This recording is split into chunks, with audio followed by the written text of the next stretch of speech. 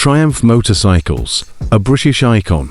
Triumph Motorcycles, a name synonymous with British motorcycling excellence. With a history spanning over a century, Triumph has etched its mark on the hearts of riders worldwide. Triumph's rise in the UK. In the golden age of motorcycling, Triumph's iconic models like the Bonneville and Tiger dominated the UK market. Their performance, reliability, and timeless design made them legends. Challenges and decline. However, the rise of Japanese manufacturers brought fierce competition.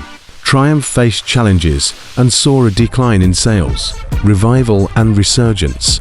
But a turning point came in 1983 when John Brewer acquired Triumph.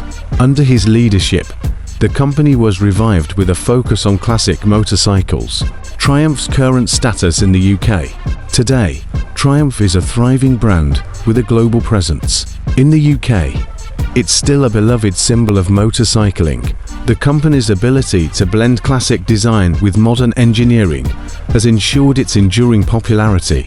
From its humble beginnings to its global success, Triumph's legacy in the UK is undeniable, a testament to British engineering and a passion for motorcycling that continues to inspire riders around the world. Subscribe, like, comment,